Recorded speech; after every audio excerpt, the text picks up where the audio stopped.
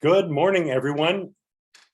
Thanks for being here. I'm Robert Berend, and I'm going to be talking for about 90 minutes about the life and influence and the joys and life of and legacy of Jimi Hendrix, voted basically the best guitar rock and roll player in the history of the world. Today is February 10th, 2022. I'm recording this and it will be up on my YouTube page when we're all done, but without the music because of copyright regulations. I've given this lecture before. I've been reviewing things on Hendrix for the last week, so my mind is swimming with stuff on Hendrix. This is something I found on YouTube. Jimi Hendrix played a guitar called a Fender Stratocaster. So someone asked this question on Quora: can you play rock on a Stratocaster? And there's Jimi Hendrix allegedly saying, well, how am I supposed to go play rock and roll out of this thing? So those who know about Fender Stratocasters might find that pretty funny. I'm going to give a quote about Hendrix. Hendrix was raised in poverty in Seattle. He didn't meet his father till he was 3 years old. And in his blues playing, I have many pages to go through to find the correct quote and all that. Let me just start with that one. It's by Tony Glover. Hendrix played Delta blues, but the Delta might have been on Mars. That was from Tony Glover and Rolling Stone. Hendrix put guitar playing where it had never been. Some of the things he did, like playing with his teeth or behind his back or playing the guitar between his legs, other blues musicians in the 1920s had done it, and T-Bone Walker did it in the 50s, but those people and their memories had passed. It was Charlie Patton in the 20s, and Hendrix was a showman. Hendrix pushed things to new limits. When his first album was recorded in New York, they sent the master tapes off to Warner Brothers in Burbank. Eddie Kramer, the engineer, put a big label on the box and he said, "Don't adjust for feedback and noise. It's supposed to be this way." Because no one had ever done what Hendrix did. During his life, he released 4 albums that let us say that he had a say in how they were produced and what they sounded like. In Electric Ladyland, the double album, they went way over budget, which is sort of normal, but he was not happy with the finished product in that double album. His final album, Band of Gypsies, which was recorded New Year's Eve and New Year's Day, 1969 and 1970 at the Fillmore East, was basically to fulfill a contractual obligation. Machine Gun, it would be the best song on that album, but the album overall is quite good. But Machine Gun is the thing to listen to, and indeed we shall in the future. So it is time indeed for reading glasses. So Jimi Hendrix he called music electric church. He was a fan of some jazz musicians like Rahsaan Roland Kirk and Ornette Coleman, people that did sort of freeform jazz, and he enjoyed, boy, he just pushed envelopes, and we'll hear about that. I don't know how many of you, by applause, because I can't hear you or see you, but by applause, how many of you know the music of Jimi Hendrix? All right, I can't hear that, but I appreciate the participation. Hendrix was born in, well, where are we with this? There's so many things to cover. Well, his father was born in 1919 in Vancouver, Canada, and he married Lucille Jeter. Al was not really an educated or professional man, but he was really good at dancing. So he married Lucille Jeter, whose mother was Cherokee. So Hendrix was 1/16 Cherokee Indian on the maternal side. So he was born November 27, 1942 in Seattle, and he died September 18, 1970. And I remember that day. And about 3 weeks after Hendrix died in 1970, Janis Joplin died. And another band decided to call it quits in 1970, and that was the Beatles. So I was young, but I loved music then like I love music now. And I remember 1970 as a kid, as a traumatic year with Hendrix, Janis, and the Beatles all wrapping up. When after Lucille got pregnant with Jimmy, Al went off to the Army. So he didn't see Jimmy for 3 years. Al was kept in lockup in the Army for 2 months without cause. Now, normally he would have gotten a furlough to go see his new baby, but for reasons I have not come across, and I've read about 7 or 8 books, and I've talked to other Hendrix experts, they just kept Al Hendrix locked up in the Army and did not let him go. Maybe they thought he'd go AWOL, but when Lucille had Jimmy in Seattle, she had no money, and the money that Al sent from the Army didn't get to her. So, and there was poverty before that. So she moved down to Berkeley, California, stayed with some friends. There was a relative there. And those people were taking care of Jimmy because his mom was quite the party girl. After he got out of the Army, Al came down to Berkeley to go get Jimmy, who of course had no idea who this guy was.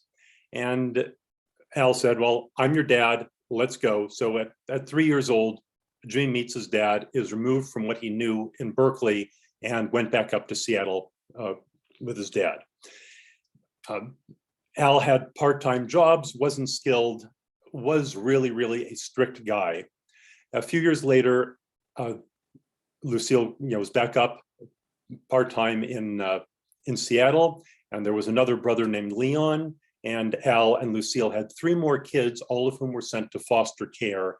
And the whereabouts of them and the things that I read, the 3 other children went to foster care. Jimmy, as many of us young men did, and maybe some of us young women would hear music on the radio when he would play the broom, or he didn't have a tennis racket, not that socioeconomic class, so he'd be playing the broom pretending he was playing guitar. So when he was like 5 years old or so, his dad got him, the books refer to a 1-string ukulele. So I've looked up 1-string ukulele, and what a 1-string ukulele is a ukulele that's in the trash because 3 strings are missing, so it's just been tossed out. There is no 1-string ukulele. There's a diddly bow with 1 string, which would be in the blues class I'll be teaching soon, but there's no 1-string ukulele that Jimmy was good at, but apparently he was good on the 1-string ukulele. When he was 15, he got a $5 guitar, and things were cheaper then. So, and he was damn good on the guitar. Let's go see where else we go. His mother was definitely quite absent, and quite a lot of drinking going on. And Al was really good at drinking as well. So from the books I've read, there was a lot of screaming and fighting, and Jimmy would sometimes hide in the closet to avoid the drunken arguments going on. So eventually there was a divorce, and that was that. But we'll get to the passing of Jimmy's mother again later on. So his brother Leon was born in 1948, 6 years later. Jimmy and Leon and Al would go to church, and they were kicked out of the church. Well, Jimmy was kicked out of church because even though he had, a kid's suit, he had ratty tennis shoes, and the church lovingly said, "Get out of here, you're not dressed for church." So he was kicked out of the church and did not go back. In 1950 to 52, he was living with an aunt of his, a very loving, good relationship in Vancouver, Canada. And in Canada, then he was able to visit his maternal grandmother. Sorry, she was half Cherokee. She was half Cherokee. And these were happy times and happy memories. There's a reference we'll get to in the song Castles Made of Sand, where he talks about there was a young brave who before he was 10 played war games in the woods with his Indian friends. And that's a reference to his brother Leon from when they were playing as kids. In 1957, at least according to one source, Jimi Hendrix met Little Richard, who was in town and visiting friends in Seattle. And later on, Jimmy actually worked as a guitarist for Little Richard. Hendrix, as a kid, also saw Elvis perform. In high school, he started a band called the Rocking Kings. And around that time when he was 16, in 1958, although some sources say 1957, but we'll go with 58, when he was 16, his mother died. She was in a wheelchair. He was able to see her before she died, but Al and his brother Leon were not able to go to the funeral because Al said, "You're not going to the funeral," gave them a shot of Seagram 7 or something similar, and said, "Men don't cry, you're staying here." And so they were not able to go to the funeral of their mother, which was quite traumatic for Jimmy, because he certainly loved his mother. And the song "Angel," which Rod Stewart covered, and it's been covered by countless people. So "Angel" by Jimi Hendrix is a song about his mother. So in 1962, in January 62, having dropped out of high school, he went to Fort Campbell, Kentucky. He joined the Army in the 101st Paratroopers. He had his father send him his guitar, and Hendrix would play his guitar while he was in the Army. He would sleep with his guitar. That's what it says in the books. And he'd be beaten up because, like he was beaten up in high school, where they called him Marbles because he would mumble. They called him Buster also in high school because he was really into science fiction, which plays on to a lot of later Hendrix music involving UFOs and Jupiter and rings of Saturn. So he really loved science fiction throughout his life. So they called him Buster because of Buster Crabbe, who was the star of the old Flash Gordon films. So he was playing guitar in the high school band. He went off to Fort Campbell, Kentucky, and he met a guy named Billy Cox, and Billy had been trained in music and he played bass. And they were friends till the end. Billy played at the Band of Gypsies concert, and Billy was also on stage at Woodstock. So I don't forget that. The band he played with at Woodstock was the only time that band played together. They'd been practicing for about a week. They played at Woodstock, and that was the end of the band. And it was also, as far as I know, really the only time that Hendrix played with a second guitarist, because he could make his guitar sound like 2 or 3 guitars just by himself. After, he also played with Larry Lee, and they had a band in 1962 when he was out of the Army called the King Casual. So Larry Lee and Billy Cox and Jimi Hendrix were playing. Larry Lee also played guitar. I don't know who the drummer was, but Larry Lee also joined Hendrix on stage at Woodstock and also performed one of his own songs and sang that. That's not in the movie, of course, because it's basically that Jimi Hendrix part of Woodstock is all about Jimmy, but even Larry Lee got to sing his own song and also a song by the Impressions. So that was in November 61. In 1961, the Freedom Riders were going down to Mississippi. So what was the tenor of life in America in 61? Vietnam wasn't a household name in 61, but the issue of race issues were certainly happening, and voting rights. So in 61, the Freedom Riders went to Mississippi. In 63 was the March on Washington with Martin Luther King. And at that I Have a Dream speech, and I was just reading this yesterday because I'd forgotten about it, Mahalia Jackson is sitting behind Martin Luther King, who's reading a prepared speech, which was, anybody who's talking knows, don't read a prepared speech. And he was losing the crowd because he was reading a prepared speech. So Mahalia, as he was talking about a dream, Mahalia's like, come on, testify. So MLK put down his notes and did the I Have a Dream speech. So you can thank Mahalia Jackson for that. In 63, he was playing in the Deep South, which was known as the Chitlin Circuit, which is its own entire entity where Black artists could go perform in places, but they couldn't stay in most of the hotels because segregation was totally rampant in the South. So if you don't know Chitlin Circuit, feel free to Wikipedia about it.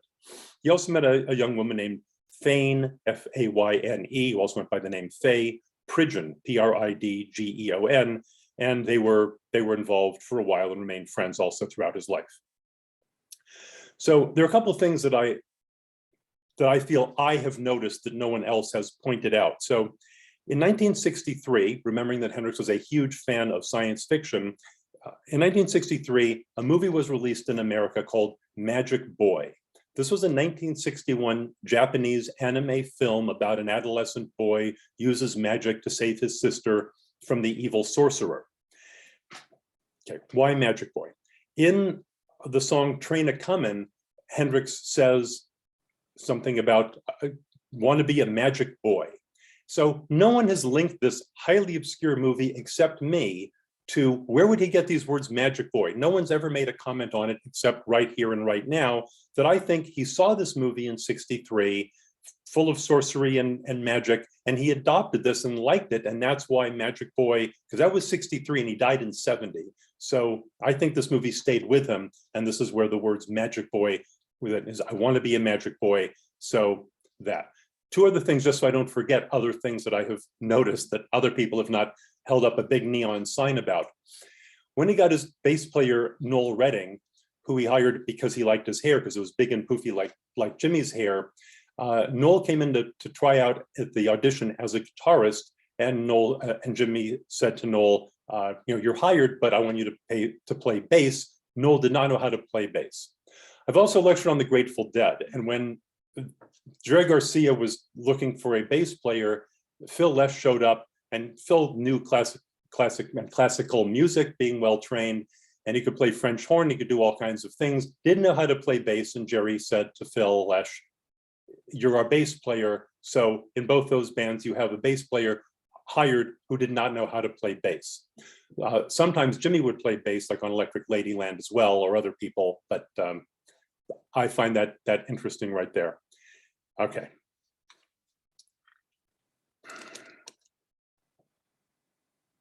Okay. So in January 1964, and I know nothing about this from all of my readings except this one sentence, that Jimmy won the Apollo Theater in Harlem. He won their amateur night. Other people who won the Apollo amateur night were little known groups such as Mahalia Jackson, the Jackson 5, no relation, and you were pretty good. People brought tomatoes to throw at you at the Apollo, I am told. If you weren't good, you got tomatoes thrown at you and you got the hook. But all I know is the one line, please, if someone would give me more information, Hendrix won the Apollo Amateur Night in January 64. So later in 64, March and April, with bands like the Isley Brothers, he was their lead guitarist. If you remember the song, Summer Breeze Makes Me Feel Fine, with that really cool guitar lick in it, that wasn't Hendrix, but that was also the same Isley Brothers. He toured with King Curtis, who played saxophone on the Charlie Brown by the Coasters, and King Curtis had his own band. He played with Wilson Pickett as a guitarist, and my friend H. Nat, who might be out watching, Nat has a picture of Jimi Hendrix playing guitar behind Ronnie Spector at Union College. So he got around, and he was a very good guitarist. He also played with Little Richard, and Little Richard was very clear. I don't want anybody playing or in the band who takes the light away from me, because I'm the flamboyant one. So Hendrix would come out and play the guitar between his legs and wear, big puffy, tuxedo type shirts. And several times, Little Richard fired Hendrix from the band. And sometimes Hendrix would lose his position with the band because the bus would be leaving and Jimmy was somewhere else. So that was Jimmy. He also got, when Jimmy was in the Paratroopers, he did his 26 jumps in order to get his Screaming Eagle patch, but then he said that he injured his ankle, so he couldn't fly anymore. He said he injured his back, so he couldn't do it anymore. He actually only injured his ankle, but he lied. And I've heard this, from Jimmy's audio. So in some of the books, it's wrong. I know it's trivia to you, but for the record, when they look at this in 80 years, he basically lied to get out of the Paratroopers, but he had his papers and he had his honorable discharge. So in in 63, late 64, early 65, he's playing with Little Richard. And a little bit about Little Richard, just for a second. Little Richard was born in 1932 in Macon, Georgia, was the third of 12 children. And his father was a bootlegger and was shot to death when he was 13. So hard times and blues and living a miserable life was pretty common among a lot of these people. And so speaking of kids, Jimi Hendrix had, I believe there's one kid who might be his child, but due to the gigantic Hendrix estate, they've never confessed to any paternity and didn't allow any paternity testing. B.B. King had 15 kids, so if that ever comes up on a trivia test, which it did once, which is how I know that B.B. King had 15 kids, there you go, with yet more information. So in early 66, and he died in 70, so 1966, Vietnam was raging. He was playing with King Curtis and Wilson Pickett in early 66. Sorry, let's go back a second. In 1965, and I remember clearly having been born in LA, were the Watts riots, which probably many of you remember watching the Watts riots on TV. There was Hendrix had played at a going away party for a East Coast DJ named Magnificent Montague. And Magnificent Montague then moved to LA and was on LA radio. And when he'd play a hot track that he liked, he'd go, "Burn, baby, burn." So during the Watts riots, the expression "burn, baby, burn," which was also in the Enron movie, Smartest Guys in the Room, I believe was the name, the "burn, baby, burn" was from Magnificent Montague. So once people were using that while they were burning buildings in Watts in 65, Montague, who's I believe still alive and living around Palm Springs, changed his on the air expression to "learn, baby, learn," because "burn, baby, burn" just wasn't cool anymore. Another thing which you can look up on your own time, if you just go to Wikipedia and look up American Bandstand with Dick Clark, and all of you remember Dick Clark because New Year's Eve and his TV show American Bandstand, which started locally in Philly and then moved to national. The entire issue of no black kids, when it was based in Philadelphia, not being on the air was a huge race issue, which once I found this and looked into it, it's a huge topic of how American Bandstand did not let black kids on the air. Alan Freed had a TV show. Alan Freed, who one of the people who helped coin or popularize rock and roll, the DJ, had a TV show. And at one point there was a young black teenager dancing with a white teenager. And wouldn't you know it, the Alan Freed show got canceled when that happened. Okay, so playing with Little Richard and okay, so in 1964, Hendrix just sort of disappeared from the band, left Little Richard. He was fired because Hendrix says, "I wasn't paid for 5 weeks." Little Richard said, "You're being too flamboyant." Too flamboyant, says Little Richard. So he met Arthur Lee in 1965. Arthur Lee went on to start the band Love, who did the song 7 and 7 Is, one of the seminal garage bands. But you all, if you're into rock and roll, you know Arthur Lee and Love. So they were, when Hendrix was playing at a tiny club in Pasadena with like 30 people, Dick Dale, king of the surf guitar, which some of you go, "Yeah, Dick Dale, that was great." So Dick Dale had the first surf instrumental. That was in 1961. Dick Dale went to go see Little Richard, and Hendrix was there playing, and they got to talking, and Dick Dale showed Jimi Hendrix some guitar licks, because there was still plenty to learn, and guitar surf music was a whole different style of playing. So at the end of one of the Hendrix songs, there was a line where the closing line to the Hendrix song is, "And that's why you won't hear surf music anymore." And it's a very mumbled, garbled line with lots of noise over it, but that is an homage because Dick Dale, when he was recording that, was dying of cancer, and so that's the homage to Dick Dale, Mr. Eliminator. So he also played with Ike and Tina Turner, and Ike Turner was the co-author of the song Rocket 88, which was one of the first rock and roll records, but there were rock and roll records before that. He also played with Sam and Dave. So another Little Richard story. In 1965, Little Richard, with Jimi Hendrix in tow, is playing in New York at, I think it was the Paramount Theater for 5 days, and the headlining act was famous rock and roller Soupy Sales.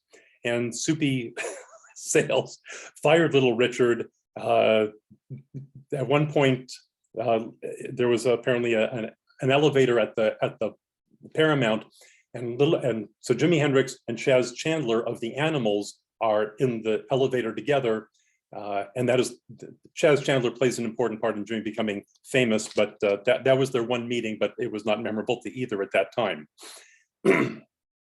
He also played with Joey D, who did the Peppermint Twist. So in August '65, Bob Dylan released an album, and Bob Dylan of the Bad Voice. Hendrix spent some of his minimal rent money, and Hendrix frequently did not have rent money. When he was in New York, he was often sleeping in the streets, eating out of dumpsters, literally eating ketchup out of ketchup packets and old orange peels to survive, and with rats crawling over him, by his own telling of it. Or he was finding someone cute to go spend the night with. No shortage of that either. So Dylan released in August '65, Like a Rolling Stone, a song by Muddy Waters. So Muddy Waters had released his song Rolling Stone in 1950. So Muddy Waters started basically the Chicago blues movement and instrumental in blues, which, as many of you know. So from Muddy Waters' 1950 song Rolling Stone, there was a band called the Rolling Stones who started in 1963 in England, and they are still around, as you know. They got the name Rolling Stones from that 1950 single because the Stones originally were quite the blues band if you delve into their history. So Hendrix spends a couple bucks on his Dylan album, and Hendrix thought he had a lousy voice, but after he heard Dylan, and don't forget people like Rod Stewart and Neil Young, there is no shortage of people with bad voices. He thought, well, maybe I can sing, because if Dylan can get away with it, so can I. Also, Rolling Stone magazine also got its name from the 1950 Muddy Waters song. 1965, Hendrix, dressing like a freak and feather boas and Edwardian clothes, was walking around Harlem, and people were making fun of him. So there was a line in one of his songs about, I'm gonna let my freak flag fly, and that's referring to Hendrix doing his own thing. People told him, well, get out of Harlem because you're sticking out like a sore thumb, and go to Greenwich Village where they're more accepting of what you do. And so indeed he went to Greenwich Village and skipped on his rent and living in the alleys and all that. So he met John Hammond, the son of John Hammond Sr., who was an artist and repertoire guy. And John Hammond in his own right is a famous and excellent musician and learned from a lot of the old dead blues guys. But that John Hammond relates, was friends with him at the time. So Jimi started a band called Jimmy James and the Blue Flames. So another thing that I note that no one else has noted, so there was Jimi James, which was Jimmy's name that he went under, and the Blue Flames, and there was Georgie Fame, an English musician, who was also Georgie Fame and the Blue Flames. So Mitch Mitchell, who became Jimmy's drummer, soon, I find the interest that it interesting it was Jimi James and the Blue Flames and Georgie Fame and the Blue Flames in both bands. That's, I think, quite a interesting and oh so trivial coincidence. So while Hendrix is playing around in clubs, basically paying him nothing, he met a young 15-year-old guy at Manny's music store in New York, and both of them were damn good at guitar. And Jimmy asked him, hey, why don't you come play with me at, it was Cafe Wha, W-H-A, ? In Greenwich Village. So Randy joins Jimmy on stage. At one point, there were two Randys in the band. So this Randy became named Randy California. And as some of you know, with his uncle Ed Cassidy, that began the band Spirit. And then Randy California had his own album called Captain Copter and His Fabulous Twirly Birds. Of course, I have the album. So in late '60s, so one night, Randy California changes the volume on Hendrix's amp. Oh, we'll get to music soon, thank you.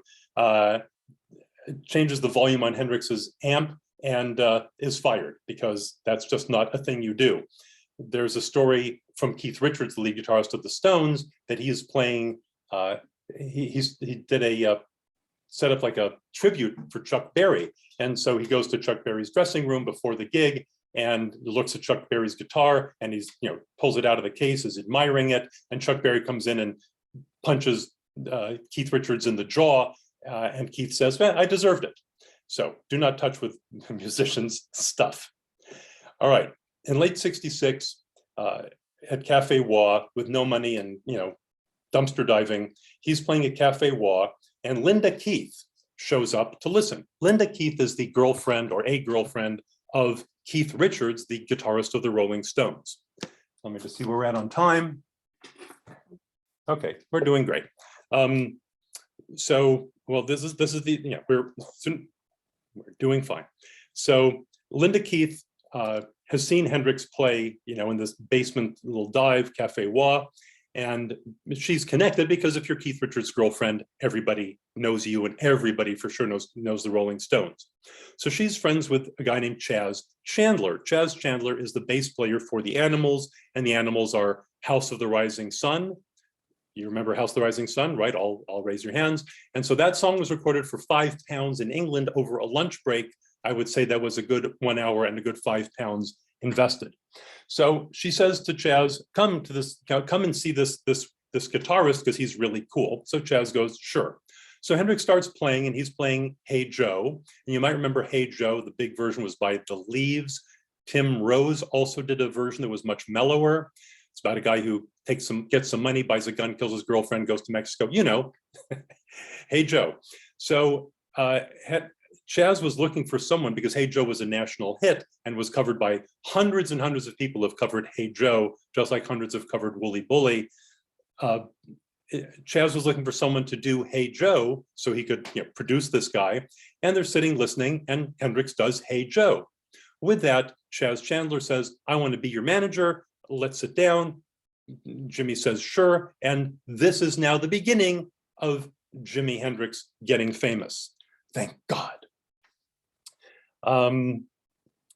Keith Richards shows up, however, and is not really happy that his girlfriend Linda Keith is consorting with Jimmy, and so calls up her dad in England and says, your daughter is hanging out at this bar with a black junkie. So Mr. Keith flies over from England, goes to New York, goes to Cafe Wah, and has or does not have a gun, and pulls Linda Keith out of the bar and out of the picture,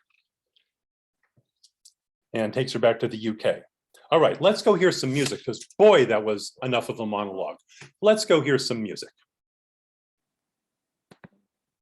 What would I like? I think I'd like Hey Joe. Do we have Hey Joe?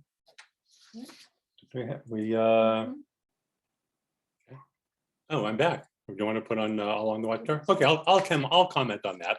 So Jimi Hendrix went to England with Chaz Chandler, taking his guitar and some hair cream and probably no clothes. And we'll get into that momentarily. And that was Jimi Hendrix at Monterey Pop. Paul McCartney of the band The Beatles, who also produced Urban Spaceman for the Bonzo Dog Band, was on the board with Lou Adler and John Phillips of the Mamas and the Papas. And Paul McCartney, because they listened to him, said, there's this Jimi Hendrix fellow from Monterey Pop. Since I'm on the board, why don't you bring Hendrix over to perform? Hendrix was a nobody in America. So when he went to England with Chaz Chandler and became famous because the Stones were watching him, and Pete Townsend, the lead guitarist of The Who, was there. This John Lennon fellow was watching him. This Eric Clapton fellow was watching him. Hendrix just blew everybody away. And so Paul McCartney said to Lou Adler and John and Phillips, like, let's get Hendrix is going to be on the calendar. So no one knew who the hell this guy was. It was like if you went to a club and you saw me perform. So this performance that he did, dressed that flamboyantly, people were dressing flamboyantly, but what the Dave Clark Five or the Seeds did, or, not holding a candle to this. So, and in England, they refer to him as the Wild Man of Borneo. So if you saw how he did that, just imagine, and this was from the movie Monterey Pop by D.A. Pennebaker, which I recommend to you. Otis Redding is in the film, and Janis Joplin doing a tear-jerking rendition of Ball and Chain by Big Mama Thornton, written by Lieber and Stoller. just amazing stuff. I recommend the movie Monterey Pop to you. So people had no idea what to do with this guy. And so he would also be chewing gum a lot, and he was also funny. If you just listen to Hendrix recordings live, it's like, this is dedicated to the guy in the silver spacesuit, and he's making reference at Monterey to his bass player, because Bob Dylan, also had that wild hair at the time. He says, so he's referring to his bass player, and he says, oh, and that's Bob Dylan's grandmother over there, as he's introducing his band. So he was just, I unfortunately never got to see him. I wanted to see him at the Hollywood Bowl, but did not go. So let us go to Jimi Hendrix's finale. Hold on. So Hendrix and the Who knew each other, of course, from England.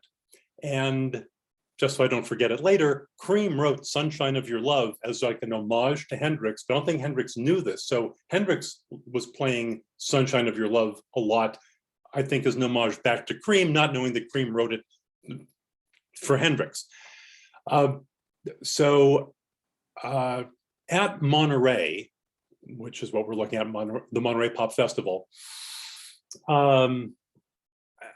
there was an argument backstage about who's going on first. So the Who were big on destroying their instruments. I mean, they even had smoke bombs going off sometimes in some of their gigs, just to make the wow factor. And both said, I'm not going on after you. Well, I'm not going on after you. So there's a coin flip, and Hendrix wins to go on after the Who. So the lineup was, I believe, the Who destroyed their equipment, except their amps were rented, so they weren't going to destroy their amps.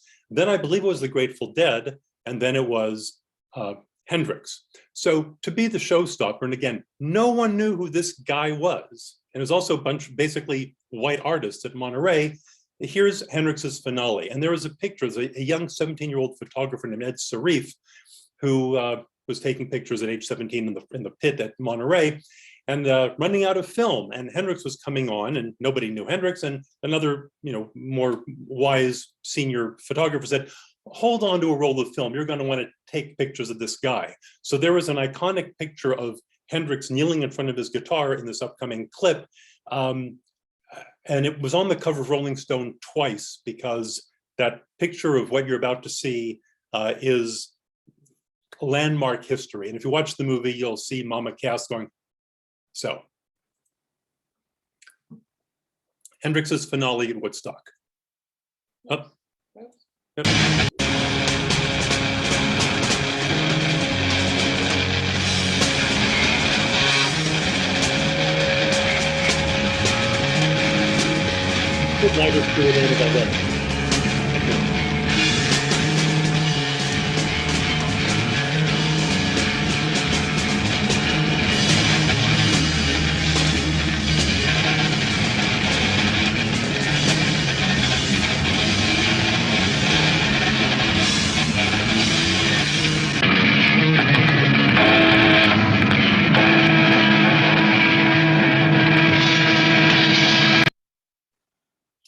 Oh, the cutaways in the movie to Mama Cass going, just priceless. Okay, let's just move on here. So that was after London. Let's go. So September 24th, 1966. Chas Chandler, Jimi Hendrix.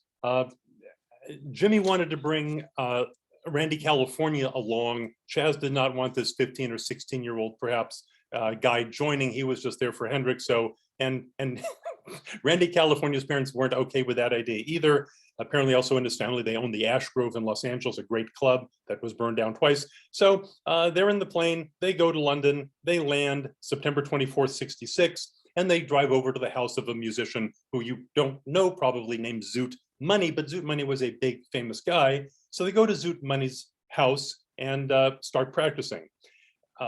Mrs. Zoot Money goes upstairs to, 18, 19-year-old Kathy Etchingham, whose middle name was Mary, and says, oh, come downstairs. The wild man from Borneo is here, young, handsome guy. You should go see him. I'm tired, who cares? Plenty of people coming in and out of this house, doesn't matter. Also living in Zoot Money's house is Andy Summers, who you might know because he wound up being in a band called The Police, featuring that other guy, Sting. Okay.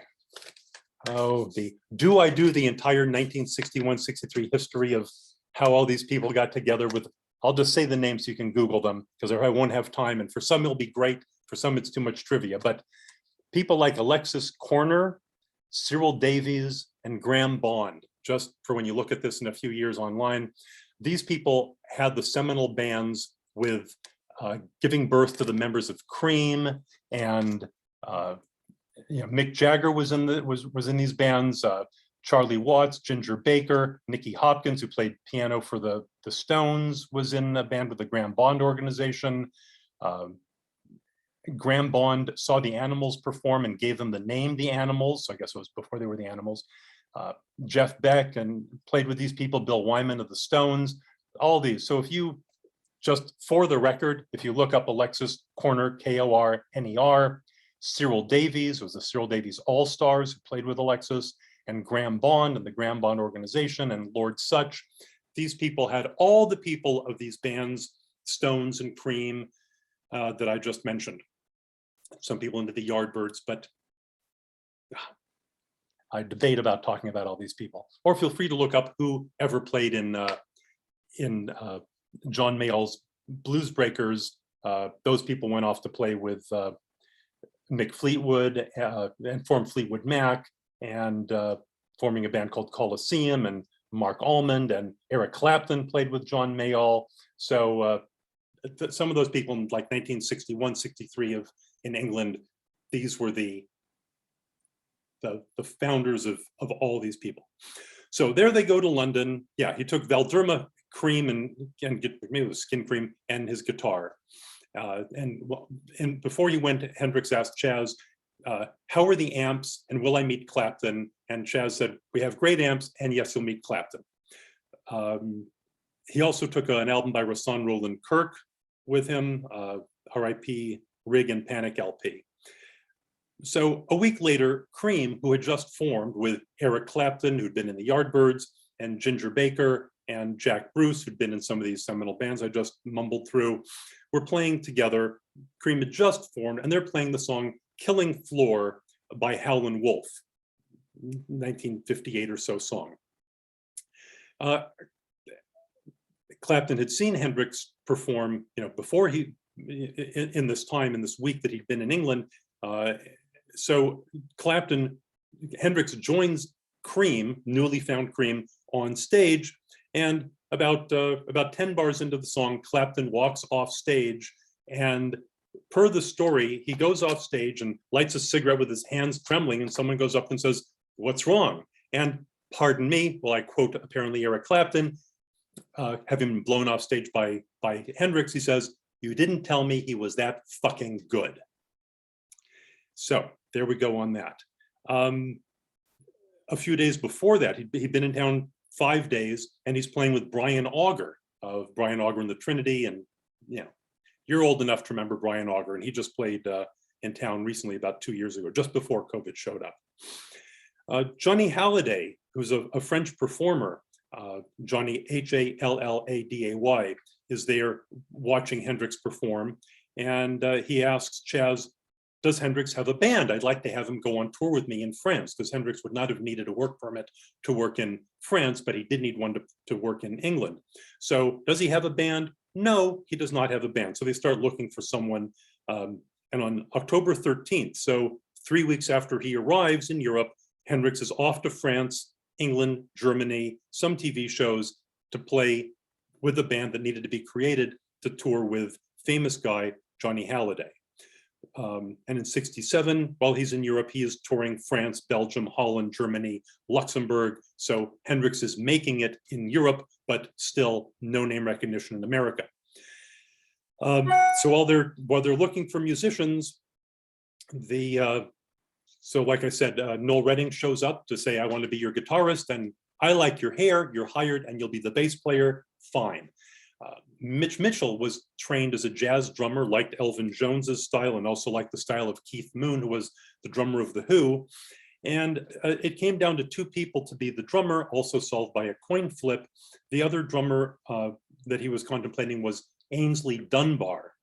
Ainsley Dunbar is still alive and well, and you should go Wikipedia his discography. Ainsley Dunbar had a band called The Retaliation and has been on probably hundreds of albums and also played for quite a long time with Frank Zappa. And if you know Zappa, you know that if you work with Zappa, you have to be a consummate, superb musician.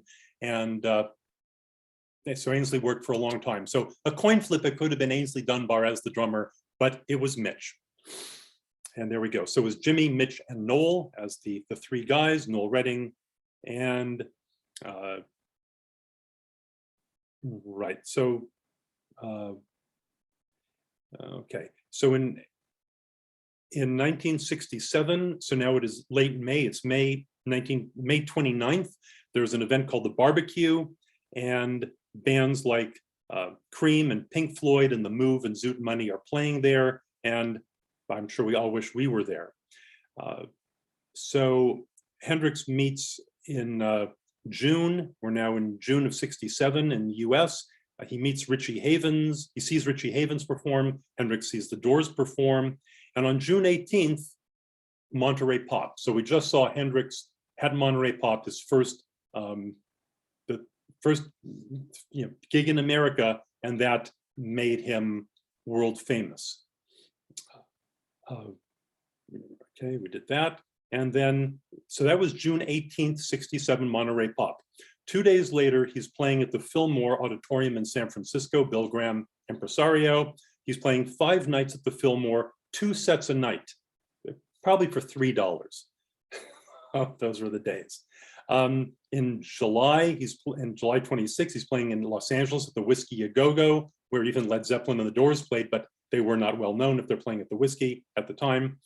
In July of 67, Jimi Hendrix is joining the Monkees. And of course, you remember the Monkees, he's joining them on tour. And there's a news release that the Daughters of the American Revolution say that this guy is destroying America's morals and should be taken off the tour because the young impressionable girl teens watching the Monkees, although I was not a girl teen, I was a boy teen, that this was, destroying America's morals. This was fake news about the DAR, but they needed to do something to get Hendrix off the tour with the Monkees. So lo and behold, fake news. August 18th, Hendrix is playing at the Hollywood Bowl with the Mamas and the Papas. That is probably the concert that I was not allowed to go to.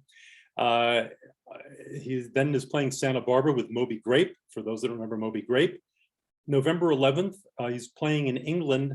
Hendrix Experience is now getting paid £500, and 10 years after, who you remember that blistering guitar at Woodstock with 10 years after, made £60 versus Hendrix getting 500. So Hendrix is now the highest paid band in America. In December of 67, their second album, Axis Bold as Love, is released. Their first album was Are You Experienced? And December 22nd of 67, there's a Christmas concert with Hendrix, The Who, Pink Floyd, Soft Machine, Traffic, Graham Bond Organization, and such. So boy, those were the days for $3 or $5. 1968, he's playing San Francisco at Winterland with Albert King, the blues guitarist, and John Mayall. March, he's playing at Clark University in Worcester, Massachusetts. That was recorded and can be found in some places. It was even filmed.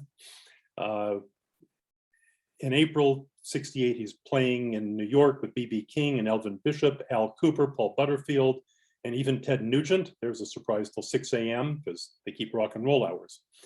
There was a big concert festival, and concert festivals are still a fairly new thing then. There was now their quite standard biz, a concert, the Miami Pop Festival.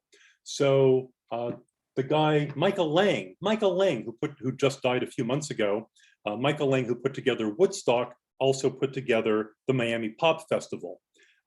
It was raining, it was horrible. The Mothers of Invention were there, Blue Cheer was there, John Lee Hooker was there, and raining like hell was there. And I don't know how good Jimmy's performance was there. He was on a drug called STP. Oh, the things that we do just for trivia. So Michael Lang and other people from Woodstock spoke at Berklee College of Music in Boston about 2 years ago.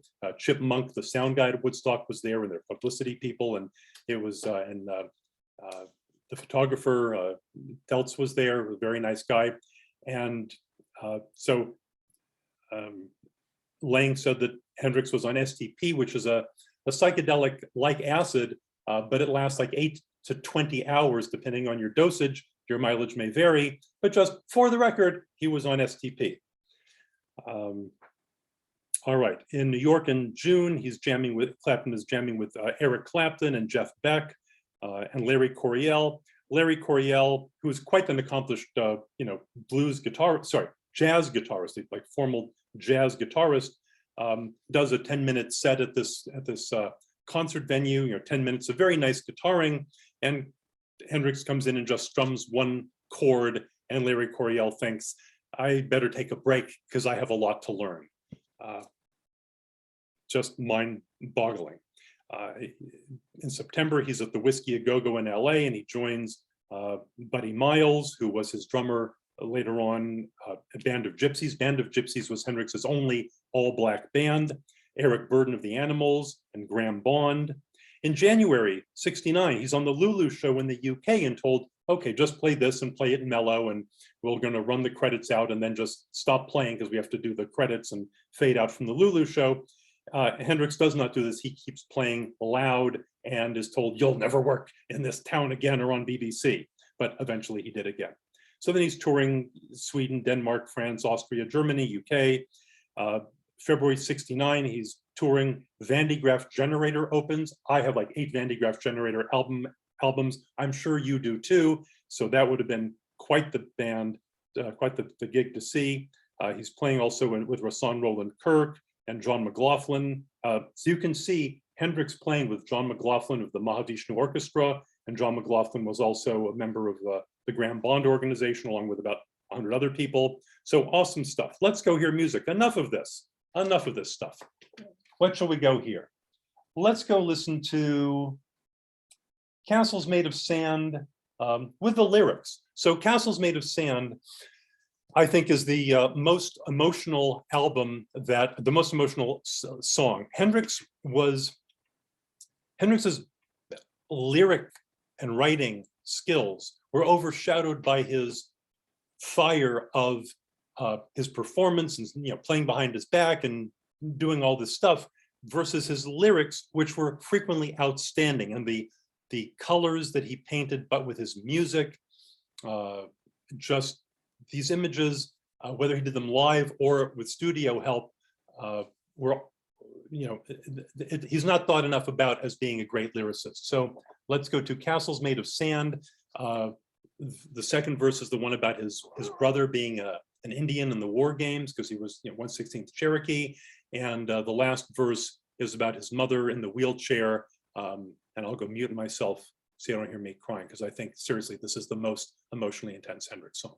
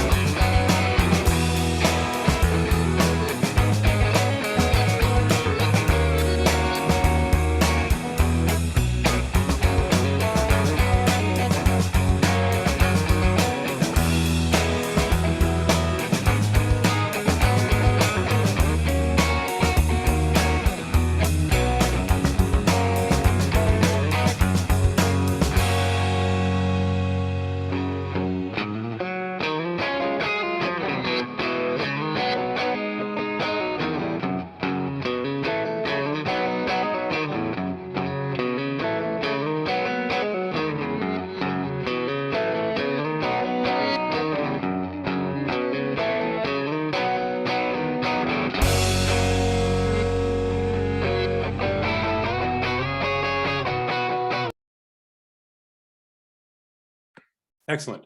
So that was not Jimi Hendrix's music because it was karaoke, but I wanted you to hear the lyrics. The music was close, but of course not Hendrix, but the lyrics, that's the only way I could show you the lyrics. So let's now go to, sure, we're gonna go now to Machine Gun. This is New Year's Eve, 1969 at the Fillmore East. There were 2 shows on the 31st and 2 shows January 1st. This is from the album Band of Gypsies. So Hendrix did not fight in Vietnam, but then neither did lots of presidents. I'll leave it at that. But he certainly heard machine gun fire, and it was 1969. So Vietnam War, as you all remember, was raging, and every night on TV you would see footage of kids being killed. So this is one of Hendrix's anti-war songs, and we're not going to play all of it, but we'll give you a taste. Thank you.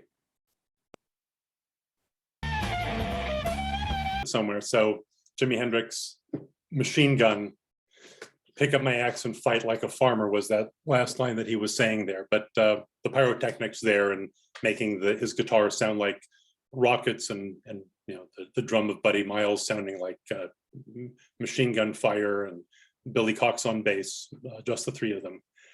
An awesome concert. I'm going to do 2 quotes real quickly from this book, which is a great book by Jim DeRogatis, who has a show on NPR. He was a music critic, still is a music critic for a long, long time. This is a really good book, but I'm going to give 2 quotes about Hendrix. So one from John Morthland, who was the editor of the Rolling Stone Illustrated History of Rock and Roll. For Hendrix was a revolutionary musician, perhaps the only one in the end to come out of the whole mid-60s psychedelic explosion. Yeah, other people sort of did what they did, but they were following earlier footsteps. And so Morthland is saying that Hendrix opened a whole new chapter of music and of how to think about it.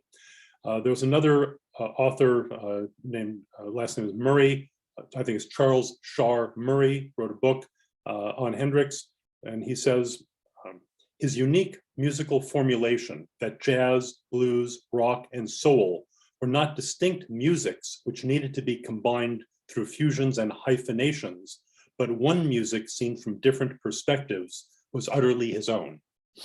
Okay, so there are plenty of really good books on Hendrix, and they're still releasing albums of Hendrix, so there's this, still wrapped in plastic, so when I'm dead, they'll be worth a fortune. And no shortage of books. Okay, so Hendrix, so there was Miami Pop, and okay, he played briefly at the LA Teenage Fair, which I happened to miss, but he played with Delaney and Bonnie, and MC5 was there, Kick Out the Jams, for those of you that remember that. Dr. John was there, and the Flying Burrito Brothers, and Sir Douglas Quintet. Too bad I was not there, because I did go to the Teenage Fair in LA at the Hollywood Palladium, where Lawrence Welk did his thing. Okay, in June 20th, 1969, Hendrix played at what was called the Newport Festival, but it was actually in Northridge, Los Angeles. And I was going to go, but it was a 2-hour bus ride. And happily I didn't go, because not only a lot of police action, but Hendrix's show was miserable. And the drummer, Mitch Mitchell, said it was like a low point in the band's career. The Black Panthers were there telling Jimmy he should be more political, and Hendrix was not political. The times were political enough, but Hendrix did not really integrate his political views into things. And speaking of that, Woodstock was also intentionally non-political. So we're getting to Woodstock now, because we're in '69. Abbie Hoffman got on stage at Woodstock while The Who were playing, and he took the mic and started spewing political things. Pete Townsend, the guitarist of The Who, went up behind Abbie Hoffman and hit him in the back of the head with his guitar. Hoffman falls into the crowd, and that's the last reported sighting of Abbie Hoffman at Woodstock. Oh, and speaking of that, because I taught a 7-week course on Woodstock, no baby was born at Woodstock, although John Sebastian, who wasn't on the bill, said that a baby was born, and one person did die at Woodstock. except it's by accident he was run over by a tractor because he was sleeping under a tractor. So there was indeed no one was killed by violence at Woodstock. So later on, so that was in June, and later, 9 days later, after the Newport Festival in LA, June 29 of 1969, they're playing at the Denver Pop Festival with Zappa, Creedence Clearwater, Johnny Winter, Big Mama Thornton, who again did Hound Dog and Ball and Chain, and Noel Redding, the bass player, leaves, and whether he was jumped or was he pushed, he left the band. 6 weeks later, it's now August of '69, and Woodstock. So the band at Woodstock was, Hendrix was the only band. The other bands, the most the other bands were to make was, I believe, like 15,000, I think. Yeah, 15,000 is the most that any band was paid at Woodstock, and Hendrix was paid $32,000. He could have gone on at like 5 in the morning, and I believe Sha Na Na preceded Hendrix, but I'm not sure. I tried to confirm, but couldn't. Hendrix did not want to go on at like 4 in the morning. He wanted there to be daylight and all that. So because everything was quite late at Woodstock because of the rain and the technical difficulties, he went on at 9 in the morning on Monday. So the crowd of 500,000 or so had dwindled just down to 40,000, and Hendrix played with his, thank you very much, Joel. Thank you, Joel. Wow, Joel. Thank you, sir. Joel Braddon is a professor here in the Boston area, and Joel is an expert on Hendrix. So thank you, Joel. I look forward to talking with you in person. Thank you for being here. I'm flattered. I'm honored that you're here. So he played at 9 o'clock, and he did the Star Spangled Banner, and we're going to play the Dick Cavett interview with him on that. And Jimmy was always just so nice and calm and mellow. The first contract Hendrix signed, and again, he did drop out of high school, and what does he know about contract law? But the first contract he signed, he got $1 signing bonus. When I read it, I thought it was 100, and I went, what? And it was a $1, and so the what is even more pronounced. So that band was called Gypsy Sun, S-U-N, and Rainbows. And in at least one source I've seen, it was Gypsy S-O-N and Rainbow. So there's a mistake out there. It's, according to the Hendrix website, it's Gypsy S-U-N and Rainbows. And that was, and then after that came Band of Gypsies of the Fillmore. But let's do Hendrix so you can see what a sweet guy he was, talking with Dick Cavett. Quite the sweetheart of a guy as far as I'm able to tell, and that's great. So soon after this, so we're now, Woodstock was August 18th of '69. He went and played some other concerts. He played, Fillmore was New Year's Eve and January 1st at Fillmore in New York. And September 18th, he played some other concerts. He played something in September of '70 called the Love and Peace Festival at the Isle of Fehmarn in Germany, where bikers and other unpleasant people happened to be. Not that bikers are unpleasant, but it happened to be an unpleasant and lousy concert with, fire and violence. So that was not a good gig. And then, thank you.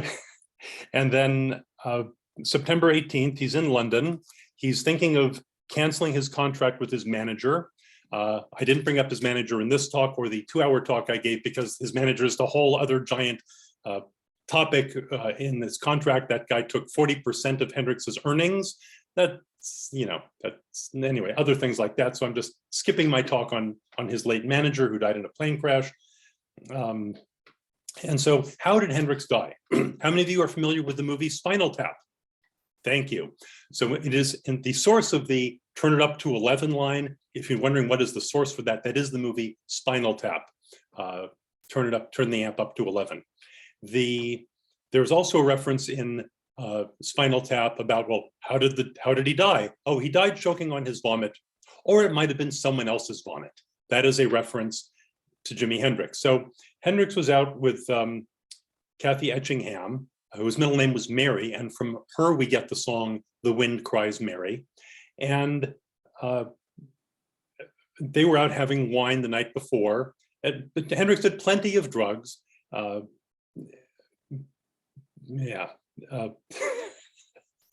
Stories unto itself, no doubt, and quite a tolerance and capacity apparently. So he was out with Kathy Etchingham in England and out to dinner, and came back and took a handful of sleeping pills of hers. But she had German sleeping pills, and I guess he was used, per what I read, used to American sleeping pills, which were a lower dose. So these were mega dose. So he's taking barbiturate downer sleeping pills mixed with alcohol, which, as all of you know, not a good combination. So the next morning, depending on the story, she goes out to get cigarettes and he's still alive. Monica Danikman, sorry, thank you, Monica Danikman. Yes, thank you, sorry. So he's with Monica, thank you. And she goes out to get cigarettes and comes back, and the bed and Jimmy are covered with vomit. And then apparently, depending on the story, a few hours later, she calls the paramedics or the medical services in London, and they come. But apparently, she might have called Eric Burden of the Animals first. That maybe there were drugs and things that needed to be thrown away or moved. Eric Burden was one of his pallbearers, as was Johnny Winter. If you don't know Johnny Winter, who I had the pleasure of seeing a few times, check out Johnny Winter's slide guitar stuff. He's great. So what's the future? So at the time, Hendrix was thinking in 1970, it would be great if I took some time off and I learned to read music, because he couldn't read music.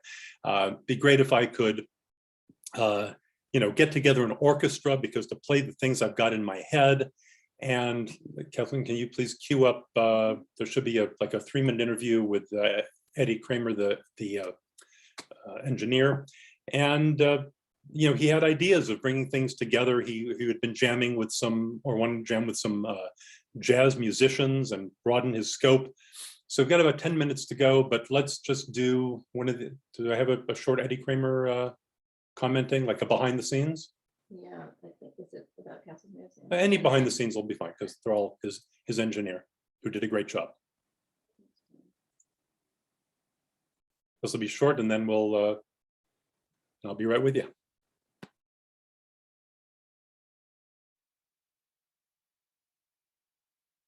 I know, there we go.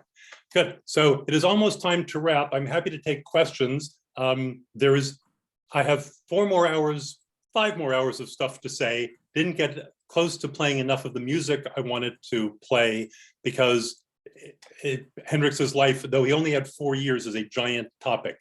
For example, his the look that he had and the mustache. The mustache he had, this little thing here, was an homage to Little Richard. It's a Little Richard mustache. The flamboyant clothing that he wore, also homage to Little Richard.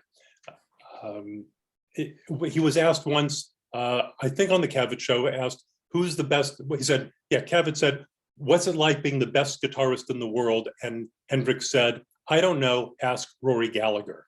I have Rory Gallagher queued up. We don't have any time, but please look up Rory Gallagher, particularly Irish Tour 74 double album, which is a phenomenal album. Rory Gallagher was an amazing blues guitarist who died 26 years ago. And I had the pleasure of seeing Rory twice, and there you go. So I'll thank you, and pardon me? The recordings that Eddie Kramer. Oh, so in the prior video, that was Eddie Kramer, his engineer, who's still alive and well in LA. When I was in high school, I wanted to be a record producer. That was my dream job. And now as I sit here, being a record producer is still my dream job. So I'm available. And so that was Eddie Kramer, the engineer, at the mixing board, pulling tracks in and out and, all that. So it's been a pleasure. Thank you for the loud round of applause. Thank you, thank you. I'm Robert Berend. It is February 10th, 2022. This will be going up on my YouTube page, so you can just look up Robert Berend and see me. There is a question. There is a question, okay. And let me go see. Did he have literal nervous breakdowns where he was hospitalized? I wonder how he defined nervous breakdown. I don't think that, to my knowledge, Hendrix never had an actual nervous breakdown. I think he was just, playing around with Dick Cavett. Yeah, so that, yeah. Was that Robert Young from Father Knows Best on the Couch? Apparently, yes. Jill said yes, so then yes. And yeah, Taste, thank you, Peter. Yeah, Taste was the first Rory Gallagher band. I didn't see them, they were probably in Ireland, but yes, Rory Gallagher, absolutely phenomenal. I will open it up for questions. This will be on YouTube after some editing. I thank all of you. I thank Kathleen for a great job of being my engineer.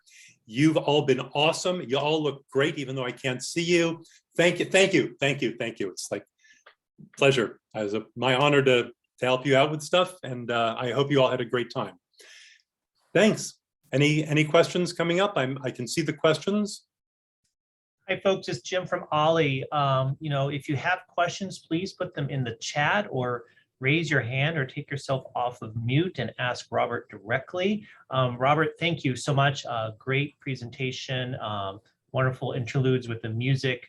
So folks, any questions for Robert?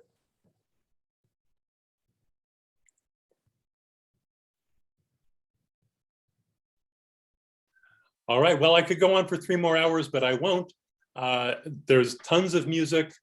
The only albums he had any say on were the first 4 albums that he made, ending with Band of Gypsies. After that, it's all from the Jimi Hendrix estate, and not necessarily stuff that Jimmy would have liked.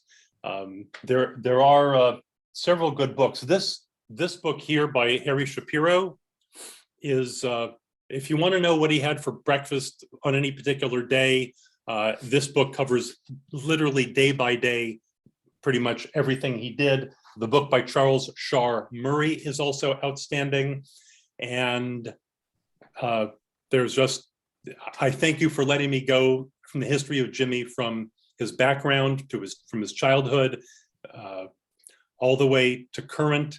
It's been a pleasure. So looking forward to seeing you after COVID. We can all go see some live, loud rock and roll, shoulder to shoulder at the front row, which is where we all belong. Robert, thank you so much. Thank you, Ollie, folks, and guests who've been here today. Wonderful presentation. Have a great rest of your day, and we will see you all soon, folks. Take care. Bye-bye. I'm under budget. Thanks, everybody. Bye-bye. Pleasure.